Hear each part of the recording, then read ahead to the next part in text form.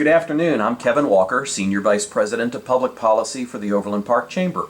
With me today is Heather Ousley, a candidate for Shawnee Mission Board of Education.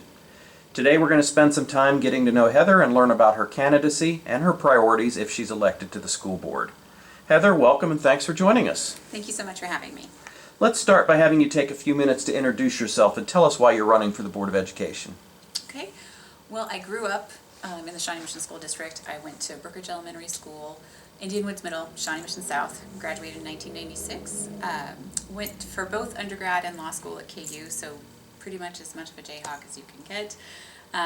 Married my high school sweetheart, who was a Shawnee Mission East graduate, so the house was a little divided there. And then we have 3 students in the Shawnee Mission School District, 1 at each level, at elementary, middle, and high. And this is where we're vested. This is where we grew up. These are the kids in our community that we care about. I became a public education advocate when our school finance formula became significantly underfunded in around 2012. And that advocacy really is what led me to run for the board the first time. And I'm running this time to continue the progress that the board has made. We did a strategic planning process a couple of years ago, so we're in the middle of that. I would like to see through that strategic plan and continue to provide support to our leadership, because we did just have a superintendent come in, and I would like to provide that stability and consistency as we move forward. Good. Well, let's transition to some of our questions, and you've touched on this a little bit already, but what are your top education policy priorities? So I did just touch on the strategic plan, and some of our top priorities in that are that we provide our students the opportunity to be college and career ready. We've identified what our portrait of a graduate looks like and how we're going to get our students what they need through personalized learning plans, that when they leave us, that they are either ready to enter the workforce or they are ready to go to college and be successful. And so I'm vested in finishing that through working with the real world learning folks at Kaufman, making sure we build that up.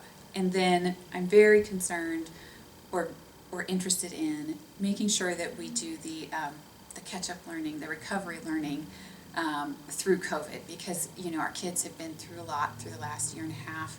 We know we had some challenges with our math scores, just as that was nationally. There was about a 10% dip in math scores across the country, but we did experience that in Shawnee Mission.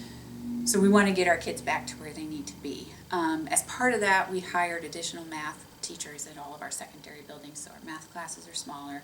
But we need to get that recovery learning done. And then I think one of the next big issues, or my third big issue for Shawnee Mission, is as part of our strategic planning process, one of the things that our community really emphasized was diversity, equity, and inclusion. And that really relates to learning for students.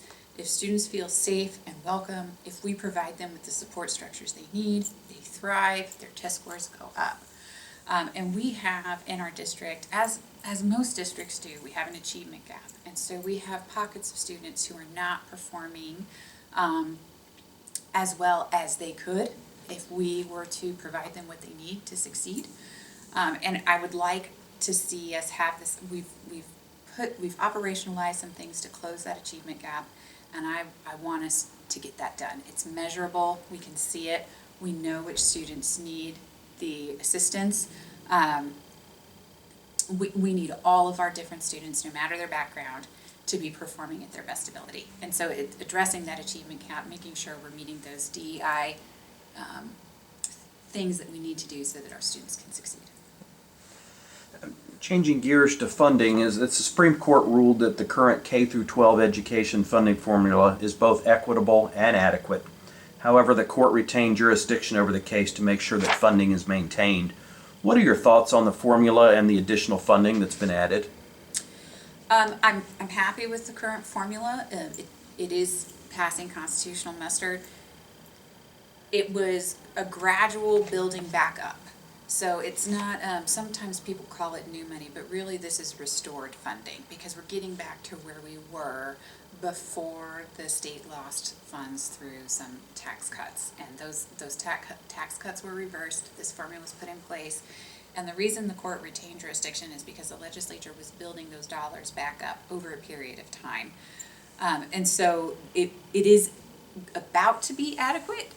We're not quite there. It's legal, it's constitutional, so we're about to be adequate.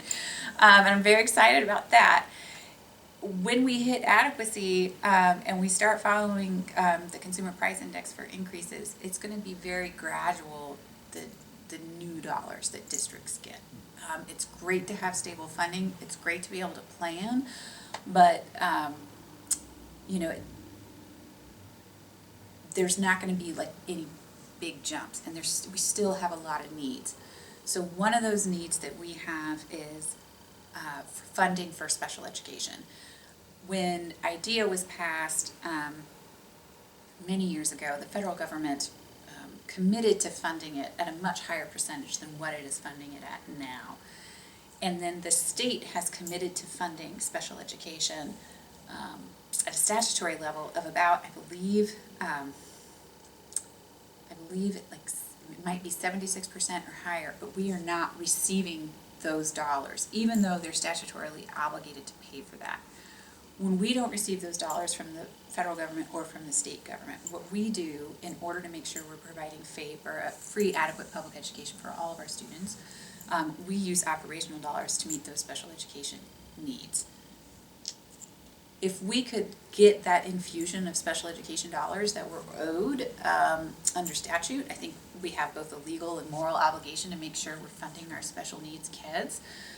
Then that would free up operational dollars so we could do more of the things that we would like to do for everyone. So I'm not complaining. Very grateful for the finance formula, very grateful for the work of the education advocates that pushed it along and the legislators who shepherded it through. I know that we have ending balance for our state right now that is higher than I think anybody necessarily anticipated coming out of COVID. And what I would love to see happen with those dollars is that we fully fund special education. Good. The education system also requires accountability measures for student performance, and sometimes that's been a source of debate. What are the accountability measures you support and that you believe are accurately reflective of student achievement? I think that's a great question. It's one that came up at our forum last night. I think that grades are an accountability measure that work. And I think as parents, we all anticipate that, we can go in and check what our students' grades are at and where they're at. And hey, you're missing this assignment, you need to turn it in. State assessments, that's one test. I don't know if it's fair to judge the success of a student based off of one test that they've taken. But it is how it works, and that is what it is. I think we have 80% of our students coming through are measuring at college and career ready.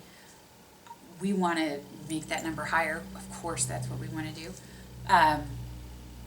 And there are ways to do that. There are ways to buttress the students who are not doing well. And what we have found when we've dug into the data, that is one of the biggest indicators that a child is not going to succeed, either with grades or on state testing, is chronic absenteeism. And so it's getting at the core of what is it that is causing that student to not be at school. Is there something going on at home? Are they having to work extra hours?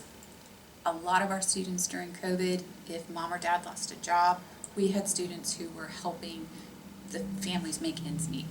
So yeah, those kids are maybe not performing as great as they could be on their tests. I don't think that that's a measure of that student's ability. That's a measure of the circumstance that the student is in. So what we need to do is find what those needs are for those students, get them the work, get them the help that they need, get them the access to the social services supports that they need to succeed, and then I think we can see those numbers go up. As part of this, we have hired social workers for all of our buildings. We had a deficit of social workers before COVID, and we have closed that deficit with ESSER dollars. We've also hired additional counselors.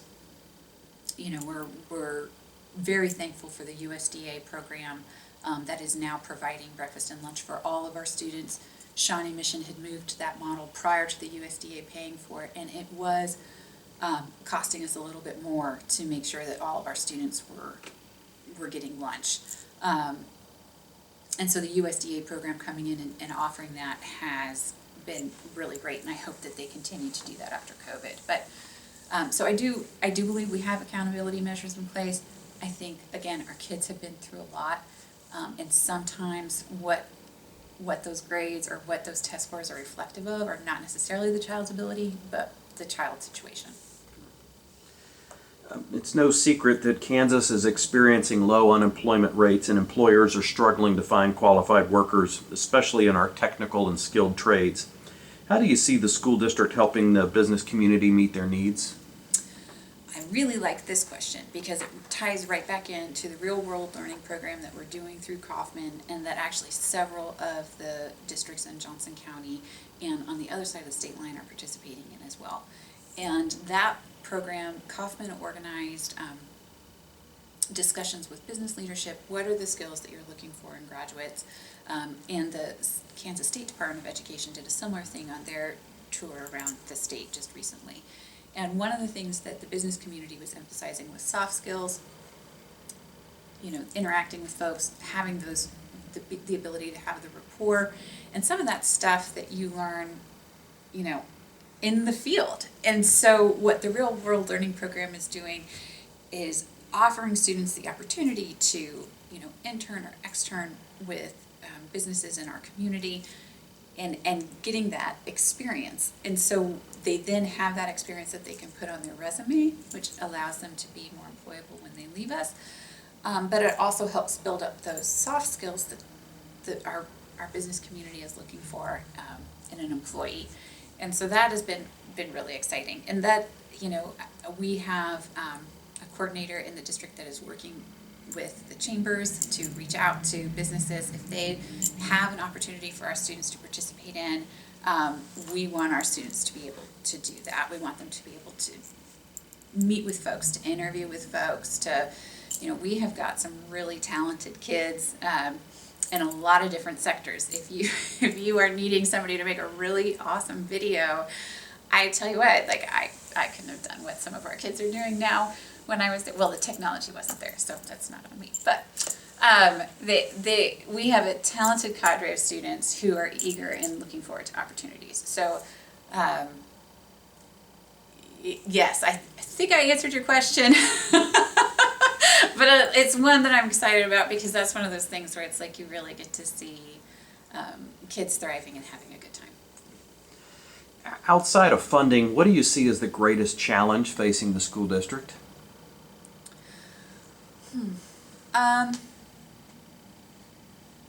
Well, we have a couple of areas of opportunity for growth. And I think one of those is we had an enrollment drop, and as multiple districts did during COVID. And, we're not quite through COVID times yet. Our elementary students have not yet had an opportunity to be vaccinated. And anecdotally, I've spoken with a lot of families who, they kept their kindergartners home, decided they were going to delay that year, they weren't going to send them in, or they went through like a private school that had already had a masking policy in place before we had put a masking policy in place, and once they had committed to that private school, they were going to stick to it for a little bit. And I would love to get those families back into our district. And I think that, we will get them back when this year is over, when they've had an opportunity to have their vaccines, when they've had, we've transitioned back out of COVID, because we want to get our numbers back up. So we had about 1,500 students who we lost in enrollment that first COVID year. We had a bump back this year. So we're about 500 students short of where we were before COVID times. And it is predominantly in our younger classrooms. So you're looking at like kindergarten, first grade, and second grade. And so hopefully we can correct that by next year. I think we're looking at some creative ways woo people back in, because obviously we're the best district. I'm just kidding. Somewhere in my Blue Valley and only the colleagues are like, no. Anyways, so I want us to have the opportunity to get those numbers back up, but because we want the kids and because it does impact the funding that we receive from the state. So when we're looking at that, we want to be able to have both of those things.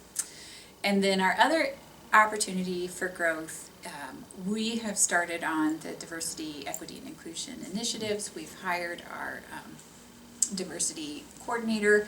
And as part of that, we want to increase the diversity in our teaching staff and our leadership so that students see themselves reflected in the people that they're working with. And one of the ways we have tried to increase that diversity is to, we have to do it through creating a diverse applicant pool so that you're choosing amongst diverse people.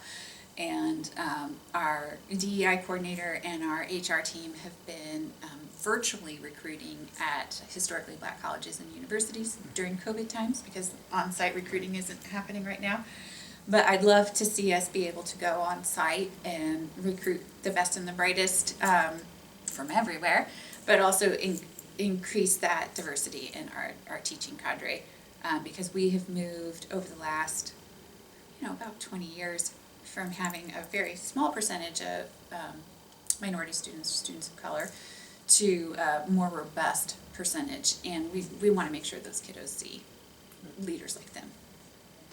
My last question for you is, what makes you uniquely qualified to serve on the board, and what most distinguishes you from your opponent in the race? Well, if you had told me 4 years ago when I was running that I would be board president during a global pandemic, I would perhaps make different choices. But I have been so thankful that I have been leading during this time. If for no other reason than every decision we made mattered and impacted the success and the health and the safety of our students and our educators and our staff. And I've been very thankful to serve with a board of people who were committed to doing everything they could to get it right. Were we going to get it right 100% of the time? No, I don't know that it's possible to. But all of us were committed to, putting ego aside and listening to experts. What can we do to make this work? And I think once you've led through something like that, you really build a thick skin. There's not much that's going to rattle me at this point, just to be fair. And two, my commitment to the district, what we've managed to accomplish in the last few years, implementing what we did with the strategic plan that the community came up with in all of those meetings and all of that effort. I'm so excited that our leadership team in the district, our administrative staff, our educators, they've been able to stick with it. We had, I will refer to it as like the notorious negotiation cycle in 2018. And that was very difficult. And one of the things that was of utter, imperative was that we get our secondary educators' workloads down from 6 out of 7 to 5 out of 7. That was very clear. That was something that we needed to do. Our neighboring districts were not at 6 out of 7. That was something that had been implemented during the tax cuts to save expenses. And carrying a course load of 6 out of 7 is very difficult. It leaves you really no time to work one-on-one with students or to try and keep up with your grading demands. And so that was a tough load that our secondary educators were carrying. And so when we moved custodial salaries to capital outlay dollars, because we're allowed to do that because capital outlay can pay for building maintenance, that freed up those operational dollars to help hire additional secondary educators to get that workload down. And that was all built into the strategic plan. Our leadership team embraced it, and then our community embraced it when they helped us pass a bond. They helped us pass a bond during the middle of a pandemic, and it was a tax increase bond. Our community is dedicated to our district, and they said, this is the vision. We laid it out in the strategic plan. We want our educators to have healthy work life. We want to lower that workload. We also get to have refreshed and new buildings for our students in some of our oldest buildings. And I'm so thankful that I got to be a part of that. That, really, we just have a dynamite community. So what I bring to the table is, having gone through all of those experiences, you get a lot of bang for your buck for a board member with that kind of experience. So I think that experience is there. That would probably be my most distinguishing characteristic. Good. Well, Heather, I want to thank you for spending some time with us today. Before we close, I want to give you a couple minutes to provide any final thoughts if you'd like to. Sure. I'm really excited about the opportunities we have moving forward to get to a point where COVID is behind us and we get to just focus on learning again. Man, that's going to be great. And we are on the cusp of just having a lot of things fall into place with the strategic plan, between the real world learning, reducing the secondary educators' workloads. I am watching and not anxious about, but we have to be very careful about our planning when the ESSER funds end, those federal relief dollars that we received under COVID. We use those dollars to lower class sizes at the elementary level, because that recovery learning is really going to happen best in the smaller class sizes. And I really would like to figure out a way for us to retain those lower class sizes, retain those primary educators. So I think one of the ways to do it is if we can get that fully funded special ed dollars, and that frees up those operational dollars, I think we might be able to figure that out and make it work.